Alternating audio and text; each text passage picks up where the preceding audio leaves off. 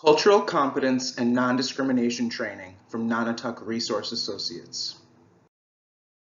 The objectives of this training are to provide you with context to have greater awareness and sensitivity to people from other cultures, to value the importance of diversity and address the challenges and opportunities it possesses, and to recognize and identify own potential for bias and stereotyping and ways of combating these feelings.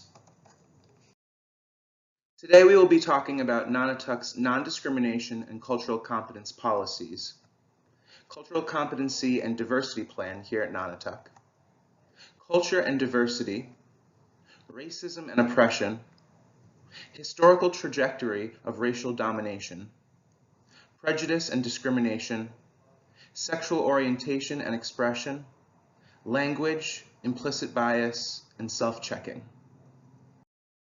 Non-discrimination. Nonotuck's non-discrimination policy states that it is the policy of Nonotuck Resource Associates that each employee, caregiver, shared living provider, and respite/alternative care provider receive training in non-discrimination. Employees in roles overseeing caregivers and shared living providers are then responsible for training and documenting the understanding to caregivers and shared living providers in their homes. The purpose of this is to create and establish a supportive, respectful, and inclusive environment within the organization, regardless of personal, cultural, and/or social differences. Nonotuck Resource Associates promulgates this policy. Nonotuck Resource Associates does not and shall not discriminate on the basis of race, color, religion or creed, gender expression, age, economic status, national origin or ancestry, disability or being differently abled, marital status, sexual orientation, or military status. Non-discrimination. What is it? Non-discrimination is fair, unprejudiced treatment of people regardless of their race, color, birthplace, language, sex, religion, beliefs, age, sexual orientation, or disability. The principle of non-discrimination seeks to guarantee that human rights are exercised without discrimination of any kind. Nonotuck's Cultural Competency Policy. Nonotuck's Cultural Competency Policy states that it is the policy of Nonotuck Resource Associates to work and provide services in a culturally aware and sensitive manner. Cultural awareness is defined as the means, oversight, and ongoing development of the agency to understand the role of cultural values, belief systems, and behavior in the development of human beings. The purpose of this policy is to assist the organization in its values of supporting the preservation of people's cultural way of being and to meet the goals as set in the organization's Cultural Awareness and Diversity Plan. Nonotuck's Cultural Competency and Diversity Plan. The purpose of this is to ensure Nonotuck staff will have a greater awareness and knowledge and then be able to successfully respond to the diversity of the people we serve, staff, and the larger community, including areas such as spiritual beliefs, holidays, dietary regulations or preferences, clothing, attitudes towards impairments, language, and how and when to use interpreters. As Nonotuck Resource Associates continues to meet the needs and expectations of increasingly culturally and ethnically varied populations, a better understanding of cultural differences and their relationship to the hallmarks of quality service, respect, inclusiveness, and sensitivity become essential. Serving diverse populations, after all, is not a one-size-fits-all process. Diversity includes all differences, not just those that indicate racial or ethnic distinctions. Nonotuck is committed to the promotion of diversity and cultural competency in all Nonotuck activities and associations, the implementation of innovative and flexible services that produce meaningful outcomes in the lives of people receiving services, listening to persons receiving services and understanding the aspirations that they have for their lives, and using this information as a foundation for service design and delivery, and exceeding the expectations of the people we serve, their family, our funding sources, and all other stakeholders at Nonotuck. Nonotuck's full cultural competency and diversity plan can be found in the common folder of the server under Policies and Procedures. Cultural competency. What is it?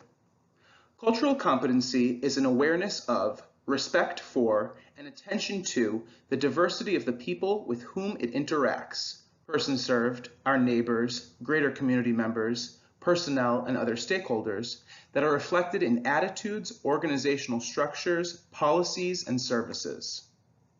Cultural competency is also the awareness, knowledge, and skills needed to work with others who are culturally different from self in meaningful, relevant, and productive ways.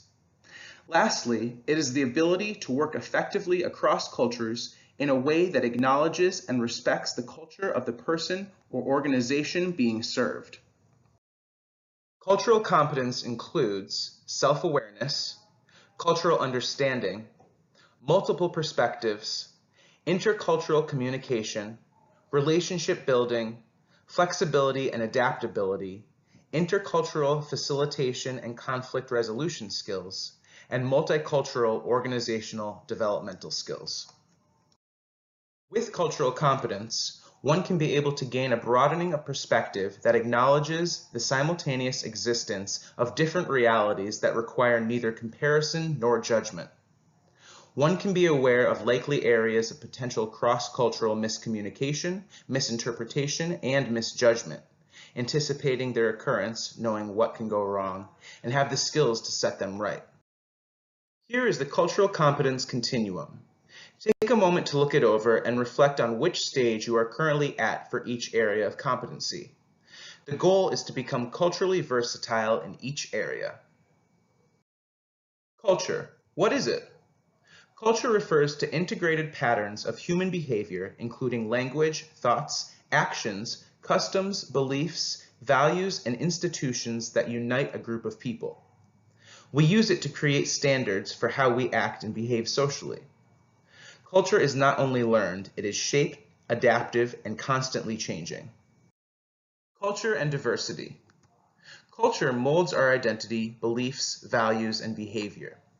Culture defines who we are as an individual and member of a group. Diversity is the understanding of how to relate qualities and conditions different from our own. Such qualities may exist outside of our groups, but are present in other individuals and groups. The importance of cultural differences.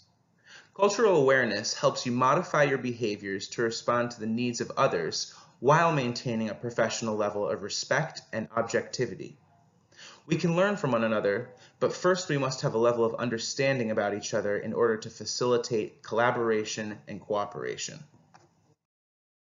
Individual culture. Each individual's culture is a unique representation of the variation that exists in a larger culture. Individual culture is learned as one grows up. It is shaped by the power relations within one's social context, and it changes over the lifetime of an individual. A person's culture is present in every workplace and/or in-home encounter.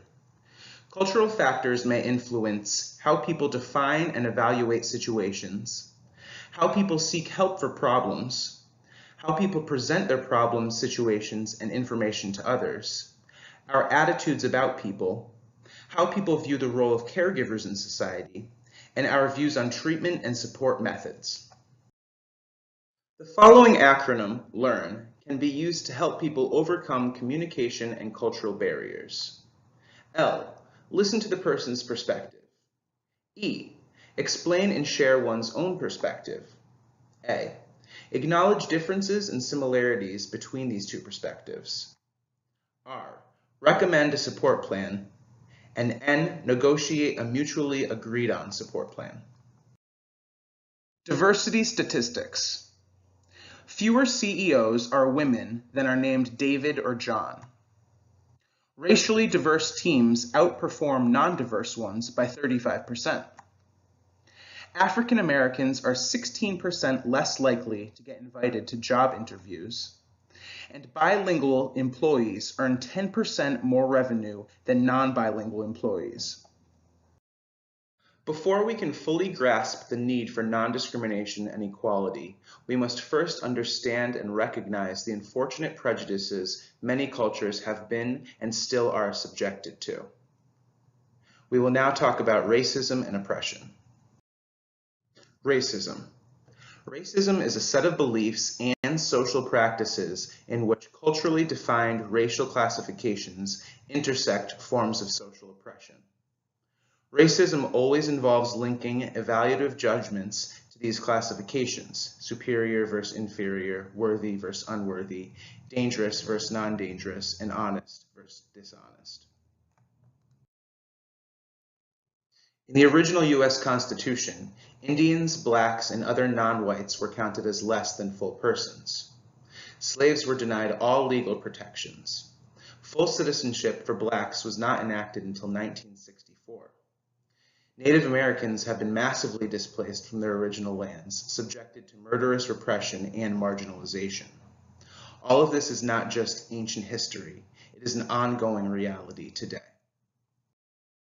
Historical trajectory of racism.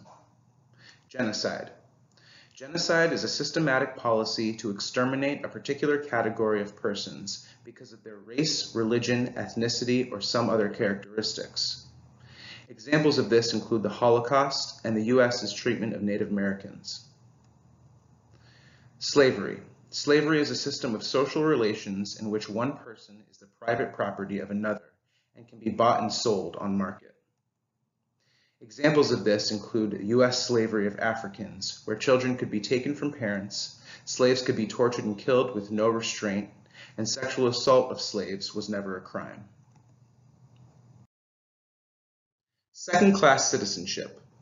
Second-class citizenship is a system of giving different categories of people different citizenship rights on the basis of some attribute. In the U.S., Jim Crow laws in the South after the Civil War officially gave blacks and whites different rights. Semi-free labor. Semi-free labor is a system of including non-citizens in a labor market without giving them the rights and protections of citizenship. In the 19th century, this was true for Chinese labor. In the 21st century, this is the case for illegal immigrants. Discrimination. Discrimination is a form of racism in which persons are accorded full citizenship rights, but in various ways they face systematic private discrimination in various contexts. This may be officially illegal, but widely tolerated in practice. Attitudes and treatment of people with disabilities is a great example of this. See Nonotuck's History of the People training for more info. The following chart highlights several prejudice theories worth noting. The first is scapegoating, where people blame others for their own failures. An example of this is an unsuccessful applicant who assumes that a minority got his job. The next theory is the authoritarian personality. The belief here is that child rearing leads one to develop intolerance as an adult with strict adherences to rules and norms. The rigid personality type dislikes people who are different or who they perceive are breaking the rules. The next theory is exploitation. This is where people use others unfairly for economic advantage. An example of this is when a minority member is hired at a lower wage level. The next theory is normative. This is where peer and social influences encourage tolerance and/or intolerance. A good example of this is a person from an intolerant household is more likely to be openly prejudiced. The last theory is self-justification, which involves denigrating a person or group to justify maltreatment of them. Here, an example is, I don't have to invite this person over my house because. Sexual orientation and identity. The following are sexual orientation and identity definitions that are important to remember if we want to maintain and promote an inclusive work environment. Lesbian. A person with female body parts who has and desires an emotional and physical relationship with someone of the same gender. Gay. A person with male body parts who has and desires an emotional and physical relationship with someone of the same gender. Bisexual. A person who has and desires an emotional and physical relationship with someone of the same and different gender. Queer and questioning. A term embraced by many LGBTQ members to describe their sexual orientation as not straight. Heterosexual. A person who has and desires an emotional and physical relationship with someone of the opposite gender. And transgender, someone who has a gender identity not fully congruent with their assigned sex at birth. Take a moment to review the gender pronouns chart here. Please note that these are not the only pronouns. There are an infinite number of pronouns as new ones emerge into our language. Z and here, or zir, for example, is typically referred to when gender is unknown and one wishes to avoid assuming their gender. It can also be used when someone is neither male nor female in gender. Most importantly, you should always ask someone what their preferred pronoun is. The gender unicorn helps us break things down a little bit more. Please take time to review each section of the chart. Gender identity is the person's sense of self as a male or female or neither. This is an innate sense which may or may not match their biological sex. Gender expression is how we express our gender.